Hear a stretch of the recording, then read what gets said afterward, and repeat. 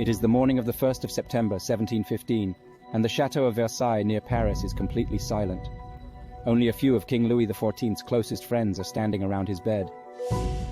The man who has ruled his country for 72 years, more than any other monarch in European history, is now in the last seconds of his life.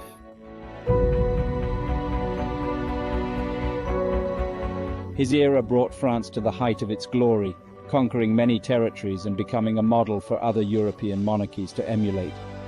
But it was also an era of debauched nobility, of never-ending parties full of courtesans and erotic pleasures, an era of profligacy and rule at the whim of the moment. Such was the world of the man who called himself the Sun King.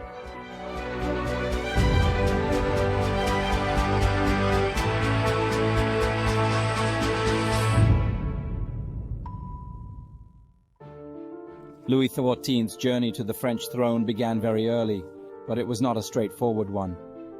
After the death of his father, Louis XIII, he became king at the age of 4, but his mother, Anne of Austria, was the de facto ruler for the time being. In reality, however, a third party is running the country, First Minister and Cardinal Jules Mazarin.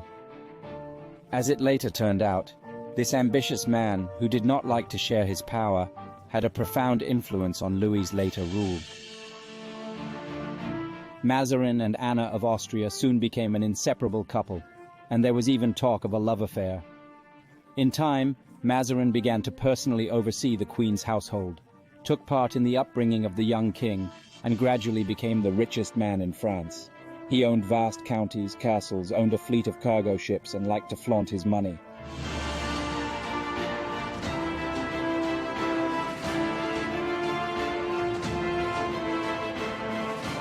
He had his clothes embroidered with gold, used the most expensive perfumes, bought paintings and jewels.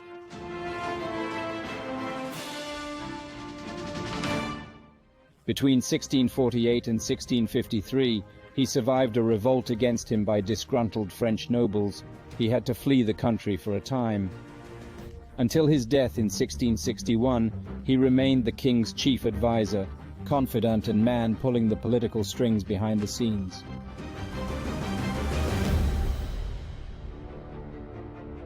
The official coronation of Louis XIV took place on the 7th of June, 1654, in Reims Cathedral. Just a year later, the 17-year-old king spoke the famous words in Parliament that were to characterize his entire later reign. L'État c'est moi. I am the state. In the following years, Louis really sticks to his confident motto. He cuts off the existing nobility from power, fills important ministerial and high official posts with new men loyal to him, limits the rights of the regions and towns, and puts them under the new supervision of royal officials who are directly responsible to him. He will do the same with the army. He will replace all the generals, and with the help of the new ones, create the largest army on the continent. His 380,000 troops are on the warpath in much of Europe. He wages war against the Netherlands, seizes part of Luxembourg, occupies Strasbourg. However, the results of his wartime outbursts are fluctuating, and the first critics are beginning to make themselves heard at home. They resent the enormous cost of military campaigns, but also the salaries of the civil service, and not least, the enormous expenditure on state. It means royal representation.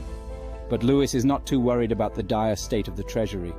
On the contrary, he decides to build a magnificent mansion for himself and his court, unlike any other in the world. He found a small hunting lodge in Versailles near Paris. He pays the most eminent architects, sculptors and gardeners, and hires 20,000 workers to build the Palace of Dreams.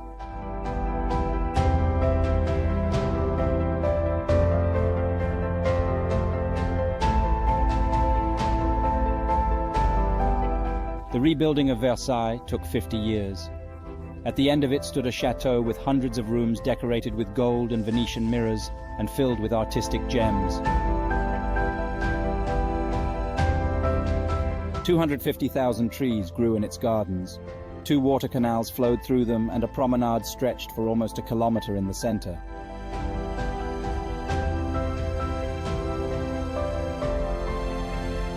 The splendid splendor of the palace had its flip side, however, and that was the sanitary conditions. There were no flush toilets, The courtiers relieved themselves exclusively in chamber pots or toilet seats. Latrines were available for less distinguished guests and large staff, but their number was absolutely insufficient. The castle staff relieved themselves in the gardens, but also in the corridors and staircases. The result was a foul smell that perpetually wafted through the castle. The situation was aggravated by the contemporary belief that bathing was harmful to human health. The king did have a 3-meter bath, but he used it exclusively for sexual plays, and his desperate bodily hygiene compensated with strong perfumes. Nevertheless, Versailles became the center of France at that time. It was here that Louis XIV took the most important political decisions, here that he organized concerts and, above all, ballet performances for his courtiers, of whom there were 5,000. He himself had a warm affection for ballet. He was once one of the most gifted dancers, and his youthful role as the god Apollo in the incredible 12-hour-long Ballet of the Night even earned him the nickname of the Sun King. Louis simply lives exactly as he has planned, and as is evident, for example, in the Angelica film series set in his time. I'm free. You're not free. You want to humiliate me. Speak to me as you should. Call me sire or your majesty, as all at court do. Have you forgotten that the king is spoken to in the third person? He is the unrestricted ruler of his country, and under his leadership France becomes the social and fashionable center of Europe. He also enjoys his private life. He has only one wife, Marie-Thérèse of Habsburg, his own cousin, but an army of mistresses. With the 6 he officially acknowledges, he has 16 children. His own wife bears him 6. However, only one of them, the eldest son Louis, will live to adulthood. But even he will never ascend the throne. He dies before his father, and his eldest son suffers the same fate. Thus, Louis XIV will be succeeded by his great-grandson, Louis XV.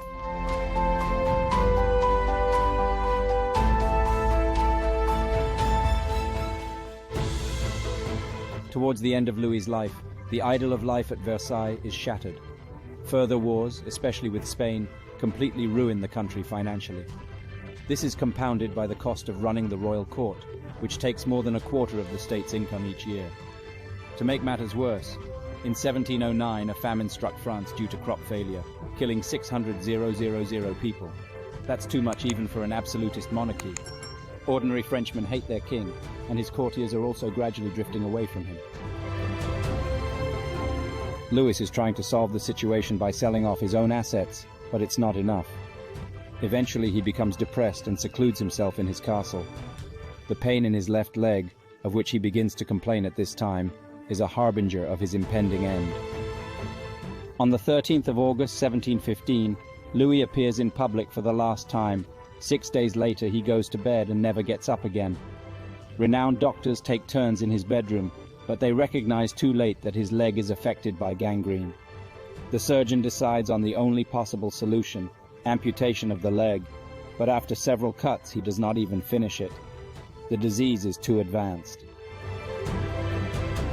On the 1st of September 1715, King Louis XIV dies in pain amidst the hard times of France. He ruled for an incredible 72 years. His great-grandson Louis XV would reign for nearly 60 more, and then his successor Louis XVI would end his life under the guillotine during the Great French Revolution. The cup of patience with the government and lifestyle created by the Sun King will be finally running over.